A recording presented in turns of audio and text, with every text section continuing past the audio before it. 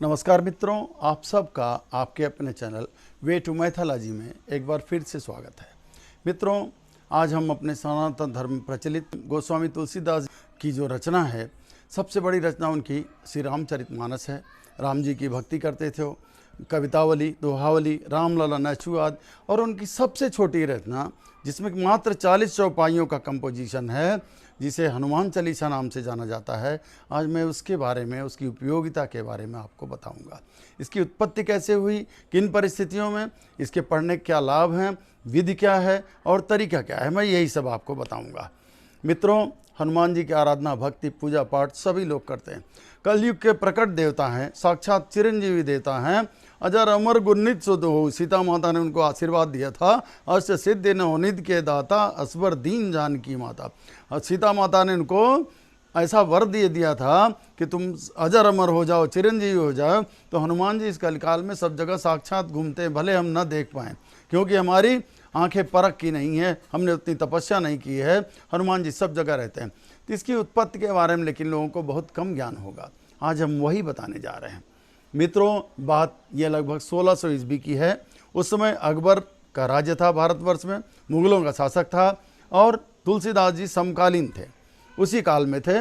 और उन्होंने तमाम सारी जब रचनाएं कर दिया, कवितावली, दोहावली, रामलला, नैचु, श्री रामचरितमानस का अनुवाद कर दिया, बहुत प्रचलित संत हो गए। वैसे भी 80 साल की उम्र में उन्होंने रामचरितमानस पूरा किया था। जब इतना सब हो गया, उनकी ख्याति चारों तरफ देश विदेश में फैल गई। सब लोग जहाँ जाते थे उनका पीछा करते थे, उनको प्रणाम करने के लिए, आशीर्वाद लेने के। ऐसे एक बार गोस्वामी तुलसीदास जी, उनका मन हुआ कि हम मथुरा वृंदावन जाते हैं, गोकुल धाम में, वहाँ जा कर के भगवान का दर्शन करके आएंगे। रास्ते में जा रहे थे तो उन दिनों आज की तरह तमाम सारे यात्रा के साधन नहीं थे कि जहाज़ से 1 घंटे में पहुंच जाएं और ट्रेन से 24 घंटे में पहुंच जाएं, ऐसा नहीं था। तो पैदल लोग जाते थे जहां तक जा पाते थे, और जहां शाम होने के पहले कहीं विश्राम ले लेते थे। 1 दिन 2 दिन आराम करते थे, फिर उठ के पैदल जाते थे। बैलगाड़ी, जो छोटे मोड़ थे यात्रा के, वो वैसे जाते थे। तो जाते जाते वो आगरा पहुँचे। आगरा में उन्होंने विश्राम ले लिया और सब जितने और दूसरे साधक थे उनको पता लगा, अरे वही गोस्वामी तुलसीदास जी हैं जिन्होंने श्री रामचरितमानस की रचना की है, चलिए उनके दर्शन करते हैं। सब लोग तांता लग गया पूरे आगरा शहर में, और वो चारों तरफ। और इस बात की खबर खुफिया के थ्रू बीरबल के पास भी गई। बीरबल ने सुना कि अरे गोस्वामी जी आए, वो तो भक्त आदमी थे, वो भी चले गए, उनके चरण वंदना किया और उनका आशीर्वाद लिया, चले आए। अगले दिन खुफिया लोगों ने बादशाह को भी बताया कि कोई संत आया है वाराणसी से, काशी से, जा रहे मथुरा। तमाम लाइन लगा के लोग दर्शन कर रहे हैं वहाँ।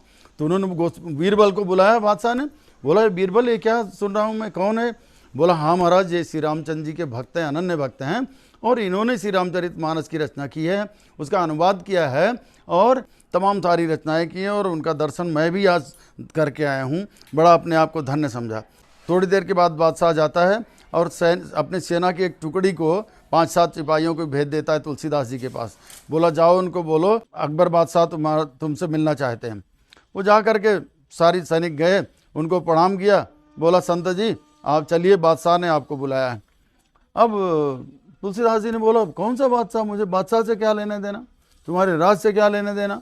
मैं तो संत आदमी हूँ, भगवान का भक्त हूँ, उनकी सेवा सत्कार करता हूँ। मैं किसी राजनीति के चक्कर में नहीं हूँ, ना कोई मतलब है, मैं क्यों जाऊँ? बोला, नहीं महाराज, आपने बादशाह बुलाया। बोला, नहीं मैं नहीं जाऊँगा, मुझसे कोई बादशाह से कुछ नहीं लेना देना। सिपाहियों ने जाकर अकबर को बताया, अकबर बादशाह को, कि संत ने आने से मना कर दिया। उन्होंने बोला, हमें संत बादशाह से क्या लेने देना, हमारे भगवान तो राम जी हैं। अच्छा, अकबर को गुस्सा आ गया, वो लाल पीला हो गया। उसने उन्हीं सैनिकों को आदेश दिया, तुम जंजीरें लेके जाओ और उस संत को बांध के मेरे पास लाओ, पेश करो ज़बरदस्ती। अब सारे सिपाही गए, गोस्वामी जी को पकड़ लिया, बांध के लाए। अब वो त्राही कर रहे हैं कि मुझे, मेरे साथ अन्याय हो रहा है, अन्याय हो रहा है। एक नहीं सुना, अकबर के सामने ला करके पेश किया गया। अकबर बादशाह ने बोला, क्यों, तुम तो बड़े करिश्माई लगते हो, हाँ, तुम अपना कुछ करिश्मा दिखाओ। उसके कहने का मतलब था अकबर के कि अगर इतना ही कमाल करते हो तो अपनी बेड़ियाँ उड़ियाँ काट के दिखाओ, जंजीरें जो बंधी हैं। गोस्वामी जी ने बोला, बादशाह मैं कोई करिश्माई जादूगर नहीं हूँ, मैं भगवान का भक्त हूँ, उनकी सेवा अर्चना करता हूँ, वो हमारे ऊपर कृपा करते हैं, मैं वही करता हूँ। बोला, नहीं तुम कुछ करिश्मा करके दिखाओ कि मैं मानूँ कि तुम तुलसीदास हो। बोला, तुम मत मानिए, मैं कोई जादूगर नहीं हूँ, मैं कुछ नहीं दिखा सकता। बोला, नहीं ये नहीं सुधरेगा, इसको ले जाओ जेल के तहखाने में डाल दो। अंधेरी कोठरी में डालना, इसे चैन बंधी रहेगी। अब गोस्वामी जी को सिपाही लोग जबरदस्ती ले गए, वहाँ डाल दिया। अंधेरे में गोस्वामी जी इतना रो रहे हैं, बूढ़े बुजुर्ग तो थे ही, वहाँ रो रहे हैं अंधेरे में, अंधेरी कोठरी में बैठ के, न खाना न पीना कुछ नहीं। तुलसीदास जी ने बताया कि मेरी अश्रुधारा चल रही थी, मैं खूब रोए जा रहा था कि मेरे साथ कैसा अन्याय हुआ। मैं धार्मिक आदमी, भगवान की भक्ति करता हूँ, दर्शन के लिए जा रहा था और मुझे इस तरह ज़बरदस्ती पकड़ के कोई ला करके अंदर कर दिया। मैं क्या करूँ भगवान, मुझे मेरी रक्षा करो। ये तो सुन ही नहीं रहा बादशाह, इतना पत्थर दिल है। अब राम जी और हनुमान जी का दोनों का सुमिरन किए जा रहे थे। थोड़ी देर में उन्होंने अपनी लेखनी निकाली और कागज़ पे लिखना शुरू किया। बोला उस अंधेरे कमरे में भी मैं लिखते जा रहा था जैसे कोई मेरा ज़बरदस्ती हाथ पकड़ के लिखवा रहा हो। थोड़ी देर में वो 40 लाइनें पूरी हो गई और मैंने वही सुमिरन किया। बाद में मैं देखता हूँ कि उसमें क्या क्या लिख गई। मुझे कोई दिव्य शक्ति ने उनकी वो मेरा हाथ चलवा करके वो लिखवाया। उन्हीं 40 चौपाइयों को हनुमान चालीसा का नाम दिया गया, जो उनकी भक्ति के लिए, हनुमान जी के लिए, राम भक्त हनुमान जी की भक्ति के लिए जो अनन्य अमोघ अस्त्र है, वही चौपाइयाँ 40 कंपाइल करके चालीसा बन गया। 40 का मतलब चौपाई का, 40 चौपाइयों का संग्रह। और उसी को पढ़ने से लोगों के सभी मनोकामनाएं पूर्ण होती हैं, सब तरह के काम बनते हैं, मुसीबतों से छुटकारा मिलता है, शत्रुओं का नाश हो जाता है, रोग दोष सब मिट जाते हैं। तो तुलसीदास जी ने लिख दिया और वही पढ़ते रहे। अगले दिन फिर क्या किया, सवेरे जब उजाला हुआ तो उसमें जाकर के कोठरी में तुलसीदास जी खुद उसको पढ़ रहे हैं जो लिखे थे। लिखते गए फिर आंसू हुए। उसको पढ़ने के पूरा करने के पहले ही तमाम लाखों बंदर उस किले पे बादशाह के आ गए और ऐसा तहस नहस करना शुरू कर दिया, उसको तोड़ फोड़, सब चीज़ डैमेज, सब परेशान। न सिपाही कुछ कर पा रहे हैं, न बादशाह कुछ कर पा रहा है। दौड़ के गए उसको, उन्होंने बीरबल को बुलाया। बीरबल उनके प्रधानमंत्री थे। बोला क्या हो रहा है, क्या हो रहा है, कहाँ से बंदर आ गए इतने? बोला अभी तो करिश्मा देखना चाहते थे, ये करिश्मा हो रहा है। बोला ऐसा? बोलो वही करिश्मा है आपकी, क्या देखोगे, आपको जान से मार डालेंगे सबको, तब आपको समझ में आएगा। हनुमान जी की शक्ति, उनकी सेना है। अकबर ने तुरंत उसको अपनी गलती का एहसास हुआ, खुद भागा गोस्वामी जी के पास गया, हाथ जोड़ करके माफ़ी मांगी। बोला संत, मुझे पहचानने में आपको गलती हो गई, आप मुझे माफ़ करिए। चेन उन खुलवाया उनको नहलाया धुलाया, अच्छे कपड़े लत्ते दान धर्म किया और अपने लाभ लश्कर के साथ उनको मथुरा तक पहुँचाया अपने सैनिकों की मदद से। तो मित्रों ये है। तो जैसा कि आप जानते हैं, ये हनुमान चालीसा अमोघ मंत्र है। संकट कटे मिटे सब पीरा, जो सुमिरे हनुमत बलबीरा। जो हनुमान जी का ये चालीसा का पाठ करेगा, सारे संकट कट जाएंगे, सारी पीड़ाएं उसकी नष्ट हो जाएंगी, सारे रोग दोष खत्म हो जाएंगे। तो मित्रों, हनुमान चालीसा वो अमोघ ग्रंथ है, सबसे छोटा, सबसे कम समय लेने वाला। आप 2 से 3 मिनट में इसे पूरी तरह से पढ़ सकते हैं। हनुमान जी को स्वाध्याय रूप में ले सकते हैं और उनकी भक्ति पूरी हो जाएगी। आपकी अटूट श्रद्धा भक्ति जगेगी और करते करते आपकी बुद्धि विवेक, आपको ज्ञान शक्ति मिलेगी, आपकी स्मरण शक्ति सुधरेगी और आपको हर तरह से हनुमान जी का सहारा मिलेगा। आप निडर हो जाएंगे। जो हनुमान चालीसा का पाठ करता है उसको कभी किसी चीज़ से, चाहे रात हो दिन हो, कभी किसी चीज़ से डर नहीं लगता, न शत्रु से, न जानवर से, न किसी भी चीज़ से नहीं। अंधेरे में भी जा सकता है। हनुमान जी अमोघ शक्तिदायी हैं, ऊर्जादायी हैं, बलवान हैं, वीरता देने वाले। अतः इसका पाठ जरूर करना चाहिए। अब पाठ की विधि मैं आपको बता सकता हूँ।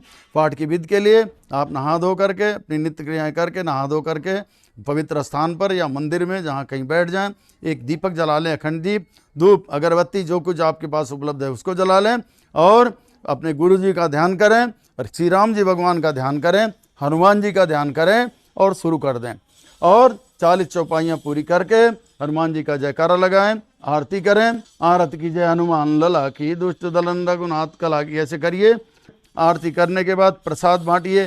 हनुमान जी को प्रसाद में केला चढ़ा दीजिए, गुड़ चना चढ़ा दीजिए, अथवा गुड़ बतासा, जो भी आपको सुलभ पड़े, लेकिन उसके अंदर तुलसी दल, तुलसी का पत्ता जरूर डालिए, उनको बहुत प्रिय है। और प्रसाद अर्पित करें, जल अर्पित करें, लोटे और प्रणाम करें, नतमस्तक हो जाएं कि हे प्रभु, कौन सुकाज कठिन जग माही, जो न हो तात तुम माही। हे हनुमान जी महाराज, कौन सा ऐसा काम है जो आपकी स्तुति करने से, आपको प्राप्त कर लेने के बाद दुर्लभ रहता है, अर्थात सब चीज़ें सुलभ हो जाती हैं।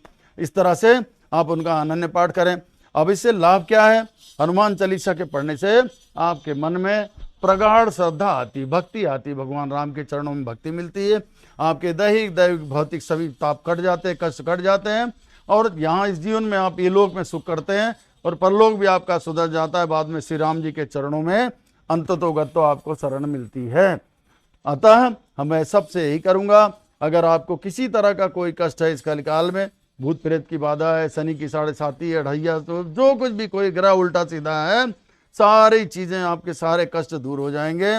शत्रु आपके बैठ जाएंगे घुटना टेक करके। सिर्फ हनुमान जी की भक्ति करिए, हनुमान चालीसा का पाठ करिए सुबह शाम, जब आपको मौका मिले।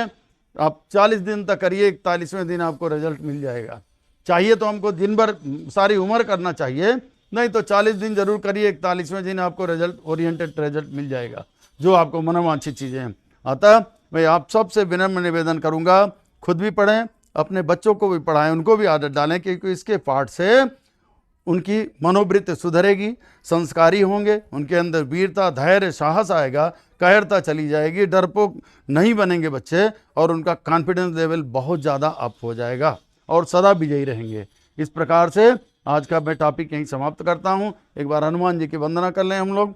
ओम मनोजवम मारुतुल्य वेगम जितेन्द्रियं बुद्धिमतां वरिष्ठम वातात्मजं वानरयूथ मुख्यम श्रीराम दूतम शरणं प्रपद्ये, श्रीराम दूतम शरणं प्रपद्ये। बोले बजरंग बली महाराज की जय।